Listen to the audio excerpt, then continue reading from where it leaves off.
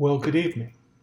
Welcome to the June edition of Sky Views, brought to you by the New Jersey State Museum Planetarium. I'm Bill Murray, planetarium technician at the planetarium. Let's take a look at some interesting sights visible in our June skies this year.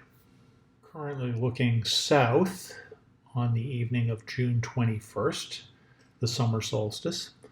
It is about 10:35 p.m., the end of astronomical twilight. So now about 2 hours after the sunset, around 8:30, the last bit of twilight has faded from the skies. The summer solstice is one of the four cardinal positions that the Earth occupies in its orbit around the sun. At this time of year, the northern hemisphere, where we are here in New Jersey, is tipped most strongly towards the sun. The Earth's axis is tipped at an angle of about 23 degrees from the vertical.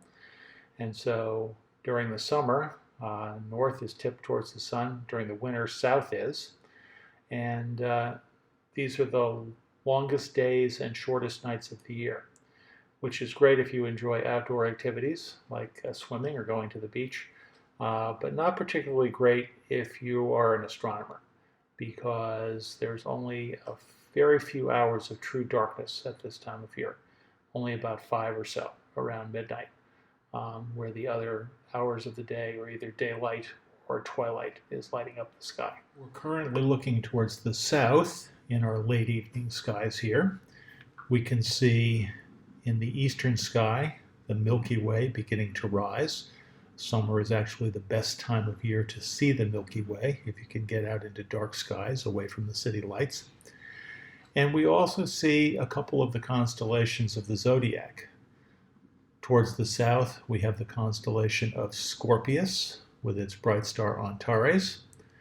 And to the right of Scorpius is the much dimmer constellation of Libra the Scales.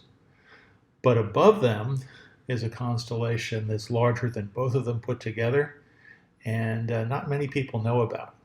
And that's the constellation of Ophiuchus, the serpent bearer. Ophiuchus is the Roman version of the Greek god Asclepius, who is the god of medicine. And he has an interesting story behind it. So Asclepius in Greek mythology was a very renowned doctor, and one day he was called to minister to the son of the king of Crete, who had been in a boating accident. And the boy had drowned, and Asclepius was called in to see what he could do, realizing that the boy was dead and trying to think up a way to do something while the king waited for him. And at that point, two snakes crawled into the room with Asclepius and the dead prince. And Asclepius took his staff, which he was holding, and bopped one of the snakes on the head, killing it. And immediately the other snake crawled off and found a sprig of plant which it brought back and dropped on its dead companion, which is immediately revived. And realizing this, Ophiuchus took his staff and shooed both snakes away, took the sprig of plant, which may have been mistletoe, and placed it on the body of the dead prince, who was immediately revived and brought back to life. After this, his fame increased greatly, and he was called upon in many quarters to repeat this trick. And eventually, the god Hades, who was the god of the underworld in Greek mythology, realizes that the flow of deceased souls into Hades was decreasing rapidly, and went to his brother Zeus, who was the king of the gods, and said, "You have to do something about this, otherwise I'm going to be out of a job." And so Zeus took Asclepius and turned him into a constellation in the nighttime sky. And so he wouldn't get into mischief up there. He took one of the snakes and wrapped it around him so that would keep him busy. And so now we see in our evening skies the constellation of Ophiuchus, the serpent bearer, as well as the snake as he is handling, which is the constellation Serpens. And together, those constellations make up one of the largest star groupings in our skies. And Serpens has the distinction of being the only constellation divided into two parts. The two parts are Serpens Caput, which is the snake's head, off to the right here, and Serpens Cadua, the snake's tail, separated by the constellation of Ophiuchus. This myth has some echoes in the modern world. Shown here is the caduceus, which is the symbol of the medical profession, and it depicts a staff, the staff of Asclepius, with two snakes wrapped around it, recalling the legend in the time when Asclepius raised the Prince of Crete from the dead. There's another interesting fact about the constellation of Ophiuchus. It is the 13th constellation of the zodiac. If you take a look in our view of the southern sky here, you will see that there is a yellow line that crosses several constellations from the west to the southeast. That line is called the Ecliptic, and it marks the apparent path of the sun through the constellations. As the Earth orbits around the sun appears to move through the constellations, one each month, until it cycles back after a year. And so the sun, the moon, and all the planets appear to stay very close to this line in the constellations in the nighttime sky. And there are 12 constellations that span that path, and they are known as the constellations of the zodiac. But if you take a look, the ecliptic only passes through a very small portion of the constellation of Scorpius and spends a much longer time in the constellation of Ophiuchus. And that means that there are times when you'll be able to see the moon, the planets in the constellation of Ophiuchus, which makes it the unofficial 13th constellation of the zodiac. The constellation of Serpens Caput, the head of the snake that Ophiuchus is holding, contains one of the best deep sky objects in the late spring, early summer sky. Just south of the brightest star in that constellation, a star called Unical High, is the very bright globular cluster M5, or Messier 5. M5 was discovered by the German astronomer Gottfried Kirch in the year 1702, and independently rediscovered by the French comet hunter Charles Messier in 1764.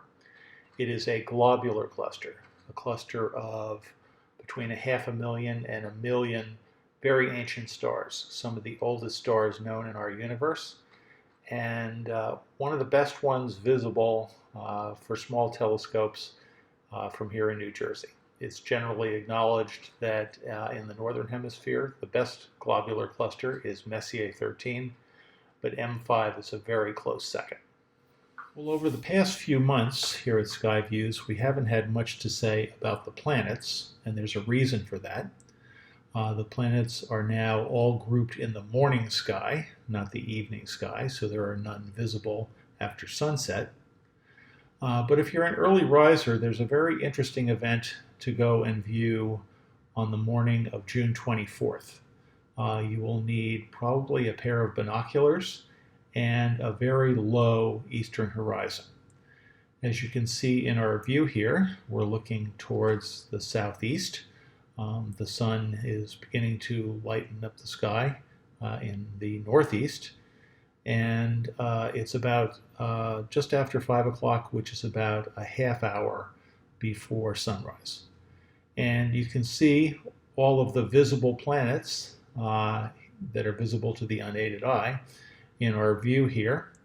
That's not all that unusual that you see a group of planets like this spread out over about 107 degrees of sky from just above the horizon to just above the meridian.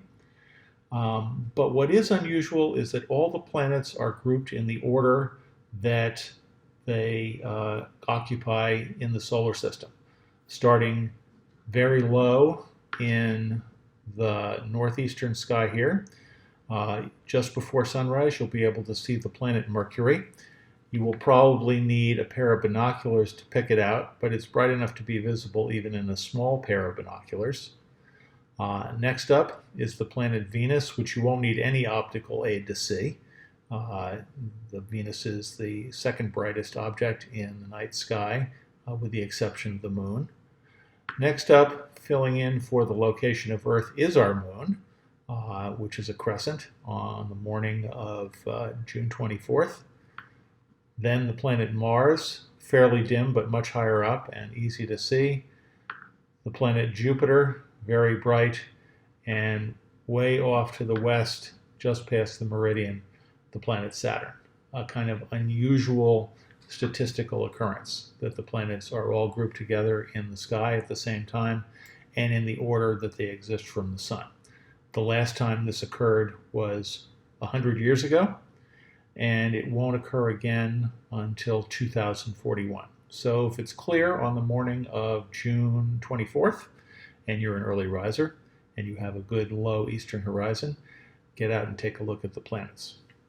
Well, that's it for sky views for June.